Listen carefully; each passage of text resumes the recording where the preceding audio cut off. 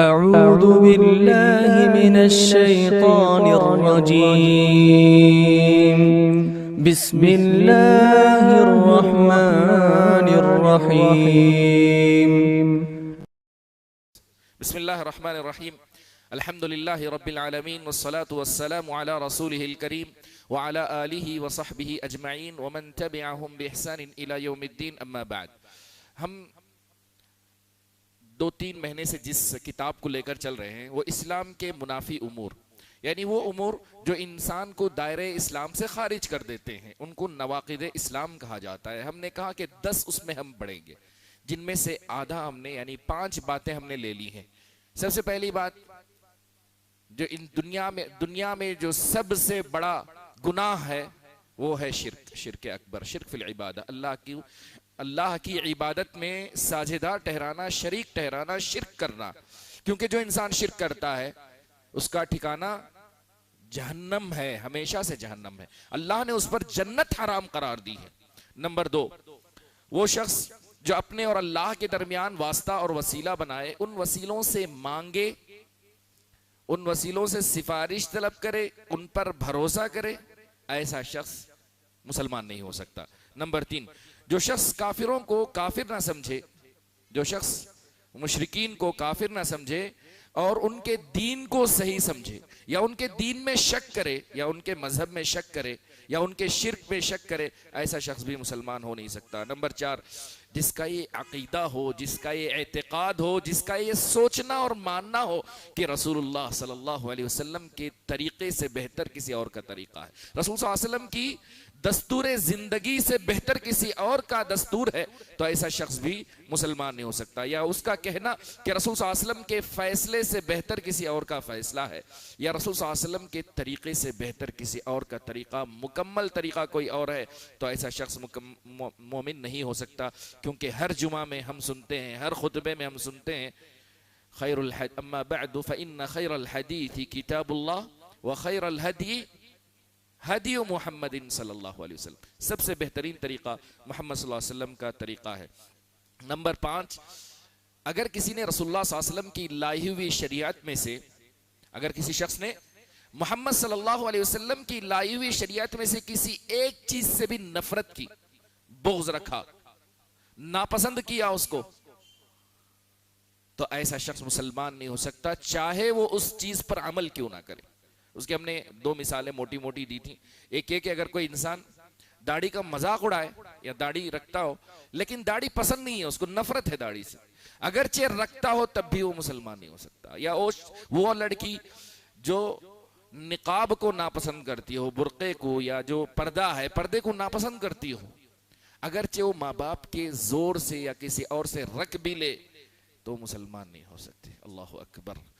آج کا جو ٹاپک ہے وہ 6 نمبر ہے، وہ یہ ہے، اللہ اکبر، اللہ مجھے اور آپ کو دین اسلام پر قائم رکھے، دائم رکھے، ثابت قدم رکھے، آخری نفس تک، ہمارے آخری سانس تک کلمہ لا الہ الا اللہ محمد الرسول اللہ صلی اللہ علیہ وسلم پر قائم رکھے. آمین یا رب العالمین. نمبر 6، رسول اللہ صلی اللہ علیہ وسلم کے دین میں سے کسی بھی چیز کا مذاق اڑائے. رسول صلی اللہ علیہ وسلم کی لائی ہوئی شریعت میں سے کسی بھی چیز کا مذاق اڑائے، یا اس میں سے یعنی رسول اللہ علیہ وسلم کے دین میں سے کسی چیز کے ثواب کو لے کر ٹھٹا مارے، مذاق اڑائے، یا رسول صلی اللہ علیہ وسلم کے دین میں سے کسی چیز کی سزا کو لے کر کے، رسول صلی اللہ علیہ وسلم کی لائی ہوئی شریعت میں سے کسی بھی چیز کا اگر مذاق اڑاتا ہے، چاہے وہ ثواب کی بات ہو چاہے وہ سزا کی بات ہو، کسی بھی بات کا اگر وہ مذاق اڑاتا ہے تو ایسا شخص مسلمان نہیں ہو سکتا. اللہ اکبر. آج میرے بھائیوں ذرا غور سے سننا، کچھ باتیں ذرا باریک بینی سے کہنا. میں بنگلوری ہوں پیور، تو کچھ باتیں آپ کو بتاؤں گا جو ہمارے معاشرے کے اندر ہیں، پائی جاتی ہیں، ہم محسوس نہیں کرتے، اس کو محسوس نہیں کرتے کہ وہ گناہ ہے، جرم ہے، اس کو ہم محسوس نہیں کرتے، ایک نارمل سی عادت ہم بنا لیتے ہیں. چلیں، ہم نے کہا 6 معاملہ جس سے انسان دائرہ اسلام سے خارج ہو جاتا ہے وہ یہ ہے کہ رسول اللہ صلی اللہ علیہ وسلم کی لائی ہوئی شریعت میں سے کسی چیز کا مذاق اڑائے، چاہے وہ بات ثواب والی ہو چاہے وہ بات سزا والی ہو. ٹھیک ہے، دلیل کیا ہے؟ دلیل اللہ رب العزت کا وہ فرمان ہے سورہ توبہ آیت نمبر 65 66 65 اور 66 65 66 میں اللہ رب العزت نے فرمایا قل اب اللہ وآیاتہ ورسولہ کنتم تستہزئون لا تعتذروا قد کفرتم بعد ایمانکم. کیا تمہیں اللہ کی نشانیاں ہی ملی تھی؟ کیا تمہیں اللہ ہی ملا تھا؟ کیا تمہیں اللہ کی آیتیں ہی ملی تھیں؟ کیا تمہیں اللہ کا رسول ہی ملا تھا مذاق اڑانے کے لیے؟ اللہ کے علاوہ، اللہ کے رسول صلی اللہ علیہ وسلم کے علاوہ، اللہ کی نشانیوں، اللہ کی آیتوں کے علاوہ کوئی دوسری چیز تمہیں مذاق کے لیے نہیں ملی. قل اب اللہ وآیاتہ ورسولہ کنتم تستہزئون لا تعتذروا. اب معذرت کرنے کی ضرورت نہیں ہے، اب معذرت چاہنے کی ضرورت نہیں ہے. قد کفرتم بعد ایمانکم، تم اپنے ایمان لانے کے بعد کافر ہو چکے ہو. اللہ کی آیتوں کا، اللہ کا، رسول صلی اللہ علیہ وسلم کے دین کا، رسول صلی اللہ علیہ وسلم کی شریعت کا، سنت کا مذاق اڑانے والا مسلمان نہیں ہو سکتا. یہاں کچھ اس آیت سے کچھ فائدے ہیں میں بتانا چاہتا ہوں. مفسرین میں امام ابن جریر طبری رحمہ اللہ نے، امام ابن ابی حاتم رحمہ اللہ نے اور دیگر مصنفین ابو الشیخ وغیرہ نے اس روایت کو نقل کیا ہے عبداللہ بن عمر رضی اللہ تعالیٰ عنہ سے کہ یہ آیت کب نازل ہوئی. اس کا پس منظر اگر معلوم کر لیں تو تھوڑا بہت سمجھنے میں آسانی ہوگی. سورہ توبہ کی آیت نمبر 65 اور 66 اس وقت نازل ہوئی جب رسول صلی اللہ علیہ وسلم تبوک کی لڑائی کے لیے گئے. کہاں گئے؟ تبوک کی لڑائی کے لیے. تبوک، غزوہ تبوک کے لیے جب نکلے تو راستے میں کچھ لوگ بیٹھے ہوئے تھے، ان میں سے ایک آدمی نے مذاق اڑایا. کس کا مذاق اڑایا؟ اللہ کے رسول صلی اللہ علیہ وسلم کے صحابہ میں جو علماء قاری صحابہ تھے ان کا مذاق اڑایا.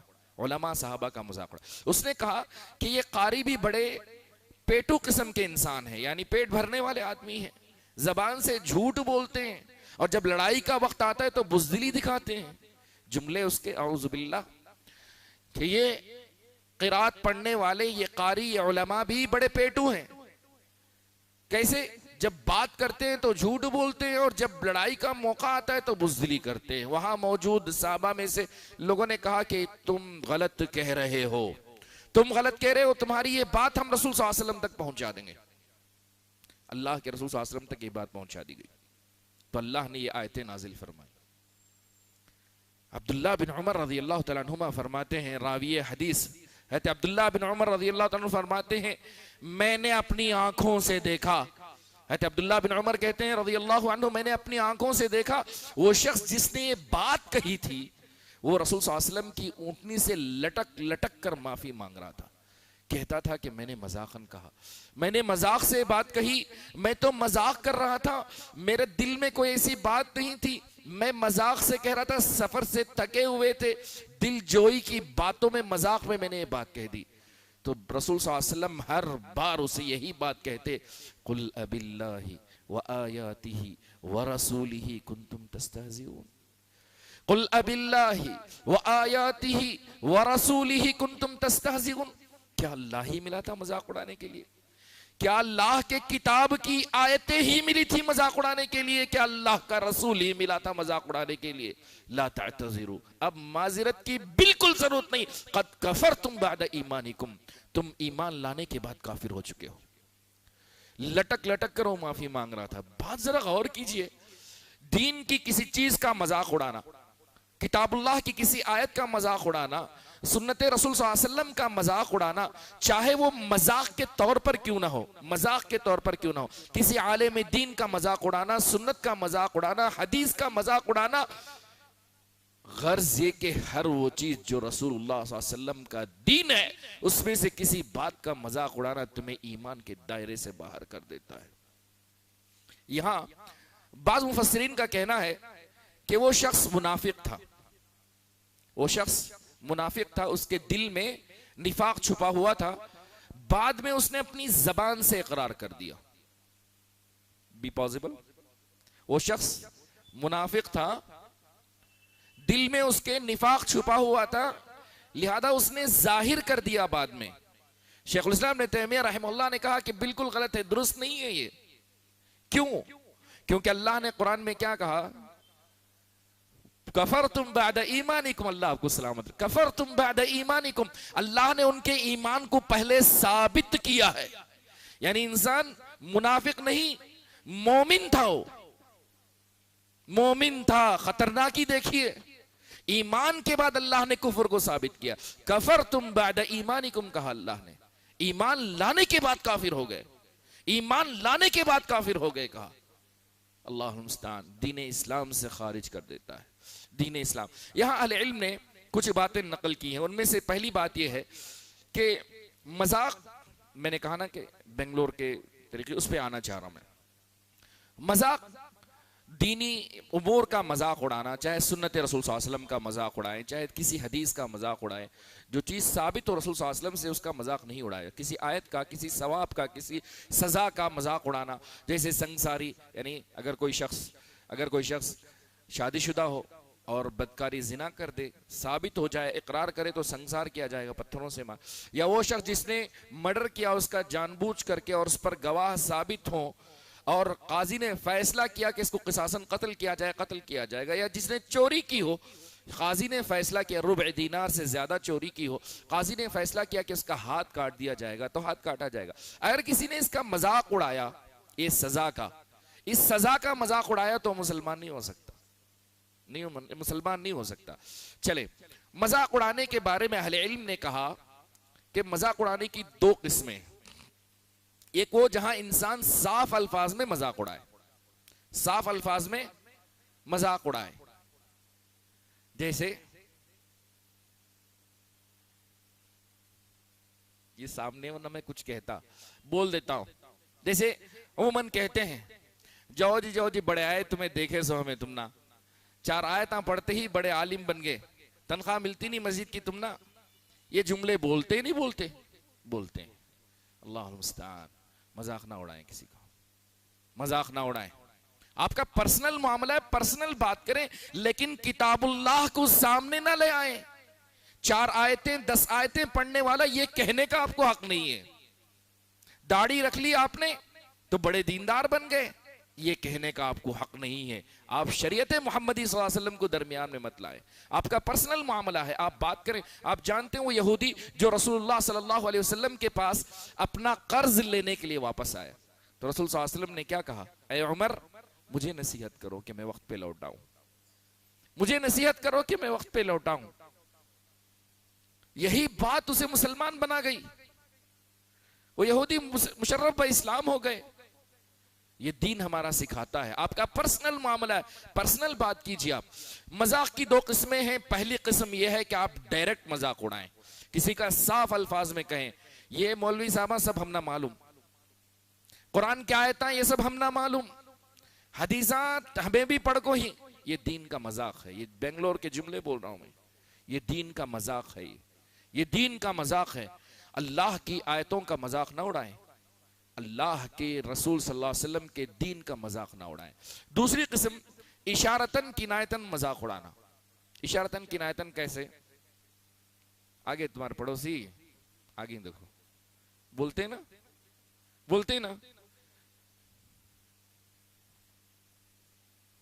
اشارتاً کنایتاً مذاق اڑانا.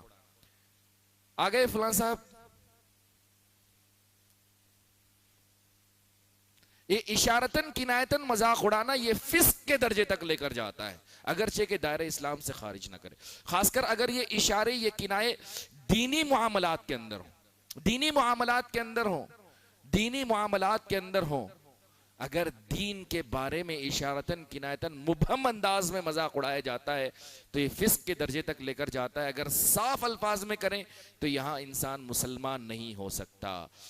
تیسری بات یہ ہے کہ اگر کوئی انسان کسی مجلس میں ہو، وہاں اس طرح کی باتیں ہو رہی ہوں، تو کرنا کیا چاہیے؟ بیٹھ کر مزہ لینا چاہیے، بیٹھ کر مزہ لینا چاہیے، اٹھ جانا چاہیے. اگر نہیں اٹھے تو آپ بھی ان میں شامل ہو جائیں گے، یا تو منافقین میں ہوں گے یا تو کفر کے درجے تک آپ پہنچ جائیں گے. اللہ المستعان. سورہ نساء آیت نمبر 14 میں اللہ نے فرمایا وَقَدْ نَزَّلَ عَلَيْكُمْ فِي الْكِتَابِ أَنْ إِذَا سَمِعْتُمْ آيَاتِ اللَّهِ يُكْفَرُ بِهَا وَيُسْتَهْزَأُ بِهَا فَلَا تَقْعُدُوا مَعَهُمْ حَتَّى يَخُوضُوا فِي حَدِيثٍ غَيْرِهِ إِنَّكُمْ إِذًا مِثْلُهُمْ إِنَّ اللَّهَ جَامِعُ الْمُنَافِقِينَ وَالْكَافِرِينَ فِي جَهَنَّمَ جَمِيعًا. اللہ رب العزت نے فرمایا، اللہ نے قرآن مجید میں یہ بات نازل کی ہے کہ جب تم سنو کہ اللہ کی آیتوں کا مذاق اڑایا جا رہا ہے یا اللہ کی آیتوں کا کفر کیا جا رہا ہے، وَيُسْتَهْزَوْا بِهِ فَلَا تَقْعُدُوا مَعَهُمْ، تو ان کے ساتھ مت بیٹھو، تم مت بیٹھو ان کے ساتھ، حَتَّى يَخُوضُوا فِي حَدِيثٍ غَيْرِهِ، جب تک کہ وہ دوسری بات میں بات نہ شروع کر دیں۔ إِنَّكُمْ إِذًا مِثْلُهُمْ، اگر تم ایسا کرو گے، بیٹھے رہو گے، تو تم بھی ان کے ساتھ ہو جاؤ گے۔ اگر کفر کر رہے ہیں تو کفر، مذاق اڑا رہے ہیں تو پھر مذاق میں، کیونکہ اللہ آخری کا جملہ بڑا اللہ نے بڑا سخت سنا دیا، اللہ کافروں اور منافقوں کو جہنم میں ایک ساتھ اکٹھا کرنے والا ہے۔ اللہ مستعان، اللہ مستعان، اللہ مجھے اور آپ کو نفاق سے بچائے، کفر سے بچائے۔ تو لہذا دین کا یا دین کی کسی بات کا مذاق اڑانا یہ جہنم تک لے جاتا ہے۔ سورہ مطففین کی آیتیں آپ نے پڑھی ہی ہوں گی، جس میں اللہ رب العزت نے فرمایا کہ وَإِذَا مَرُّوا بِهِمْ يَتَغَامَزُونَ وَإِذَا انقَلَبُوا إِلَىٰ أَهْلِهِمُ انقَلَبُوا فَكِهِينَ وَإِذَا رَأَوْهُمْ قَالُوا إِنَّ هَٰؤُلَاءِ لَضَالُّونَ، جب اللہ نے کہا کہ یہ دین والوں کا مذاق اڑاتے ہیں، جب ان سے گزرتے ہیں تو اشارے کرتے ہیں، اور جب گھر والوں کے پاس پہنچتے ہیں تو مذاق اڑانے لگتے ہیں، کہتے ہیں کہ ہم مذاق کر رہے تھے۔ وَإِذَا انقَلَبُوا إِلَىٰ أَهْلِهِمُ انقَلَبُوا فَكِهِينَ وَإِذَا رَأَوْهُمْ قَالُوا إِنَّ هَٰؤُلَاءِ لَضَالُّونَ، جب انہیں دیکھتے ہیں تو کہتے ہیں کہ یہ تو گمراہ ہیں، یہ تو گمراہ ہیں، راہ سے بھٹکے ہوئے ہیں۔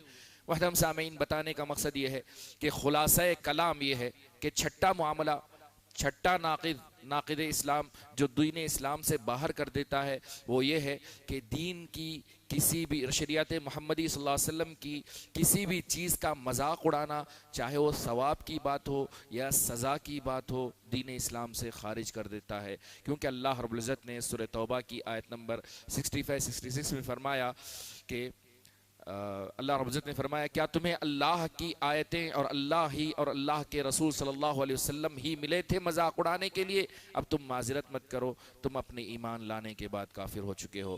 لہذا دین اسلام کا مذاق اڑانا، چاہے وہ کوئی بھی چیز ہو، چاہے وہ داڑھی کا مذاق اڑائیں۔ دیکھتے ہیں آج آپ سنتے ہیں بعض لوگ نام کو اپنے آپ کو علماء کہتے ہیں لیکن داڑھی کا مذاق اڑاتے